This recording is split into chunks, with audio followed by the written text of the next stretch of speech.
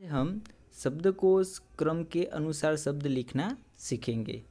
किसी भी भाषा का अधिक ज्ञान प्राप्त करने के लिए उस भाषा के शब्दकोश का उपयोग करना पड़ता है। शब्दकोश को देखने के लिए वर्णमाला क्रम और शब्दकोश के क्रम की जानकारी आवश्यक होती है। यहाँ पर शब्दकोश यानी डिक्शनरी और वर्णमाला यानी अल्फ़ाबेट। तो किसी भी भाषा का अधिक ज्ञान अगर आपको प्राप्त करना है तो उसका शब्दकोश यानी कि डिक्शनरी की आपको उपयोग करना पड़ता है, उसकी ज़रूरत पड़ती है। और शब्दकोश को देखने के लिए, शब्दों को ढूंढने के लिए वर्णमाला के क्रम यानी कि अल्फ़ाबेट के नंबर्स और शब्दकोश का क्रम की जानकारी हमें होनी बहुत आवश्यक है। हम पढ़ गए हैं कि वर्णमाला का क्रम कैसा होता है। जैसे कि यहाँ पर दिया है क, ख, ग, ग, अंग। यहाँ पे ध्यान रखना है, इसे क्या बोलेंगे, क्या कहेंगे, अंग। च, छ, ज, ज, फिर इसे यन कहेंगे, यन। ट, ठ, ड, ढ, अड़, त, थ, द, द, न, प, फ, ब, भ, म, य, र, ल, व, स, स, ह, क्ष और ज्ञ। पर यदि हमें शब्दकोश के क्रम में अगर शब्दों को बिठाना है, जैसे कि अ के ऊपर अनुस्वार, अ पर अनुस्वार होना, अन वो पहले आएगा, बाद में अ आएगा, अन अ, उसके बाद आन आ, इन ई, इन ई, ऊन उ, ऊन उ, रु, एन ए, ओन ओ, औन औ। अब ये सारे हमने जो देखे वो स्वर हैं। यहाँ पर अब व्यंजन दिए हैं, उसको भी हमें काफ़ी ध्यान से देखना है। देखो, पहले क आएगा, फिर क्ष आएगा। ये चीज़ बहुत ज़्यादा ध्यान में रखनी है। हमने यहाँ पे देखा तो क्ष लास्ट में था, पर यहाँ पे क्ष क और ख के बीच में आएगा क्ष। तो एक एग्जाम्पल देखते हैं। क्षमा है, खरगोश है, कंचन है और कबूतर है। तो हमें इसे एक शब्दकोश के क्रम में बिठाना है।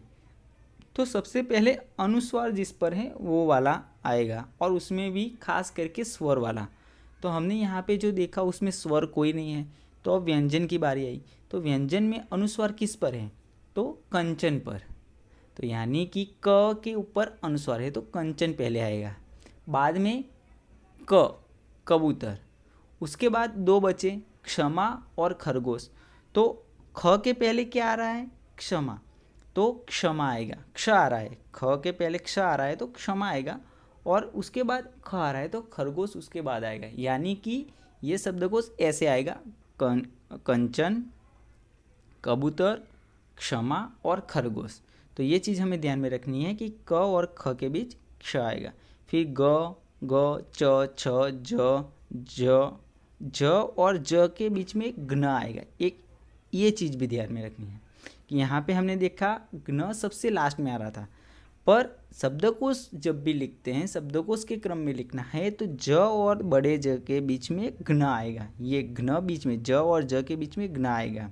ओके, फिर ज, ट, ठ, ड, ढ, अड़, त, त्र, त के बाद त्र आएगा, थ, द, ध, न, प, फ, ब, भ, म, य, र, ल, व, स, स्र, स, स, ह। तो ये शब्दकोश का क्रम रहेगा। हिंदी शब्दकोश के प्रत्येक प्रकरण में शब्द की शुरुआत अनुस्वार से होती है।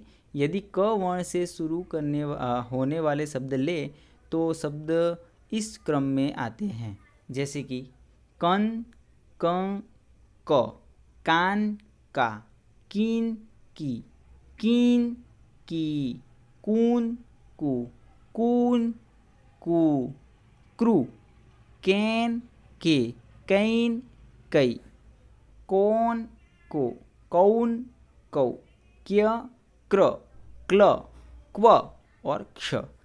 तो यहाँ पर हमने देखा कि अनुस्वार जिस पर है वो पहले आ रहा है, बाद में अनुस्वार के बिना वाला वर्ण आ रहा है। जैसे कि का, कान उस पर अनुस्वार है वो पहले आएगा, उसके बाद का आएगा। तो इस प्रकार से हमें सभी ध्यान में रखने हैं। उसके बाद अगर क्ष की बारी आती है तो क्षण, क्ष के ऊपर अनुस्वार वाला आएगा, फिर अनुस्वार के बिना क्ष आएगा। क्षान,क्षा, क्षीण, क्षी। तो इस तरह से सभी वर्ण आएंगे।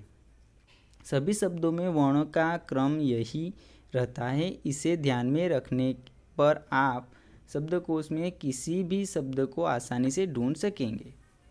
शब्दकोश के दूसरे वर्ण के साथ भी यही नियम लागू रहता है। जैसे यदि शब्द के दूसरे अक्षर के रूप में म वर्ण हो तो उसका क्रम इस तरह होगा: कमल, क्रमांक, कमाल आदि। तीनों शब्द में पहला वर्ण क है, तो अगर सेम है तो उसके बाद वाला देखना है। म, मान, मा। यहाँ पे म है वो पहले आएगा, मान दूसरे और माँ तीसरे। तो ये शब्दकोश सही है। नीचे शब्दकोश क्रम के अनुसार लिखने के लिए कुछ शब्द दिए गए हैं, उनके उत्तरों का अभ्यास कीजिए। वायुयान, जहाज, सड़क, कोयला, आग, ईंधन, पेट्रोल, डीजल।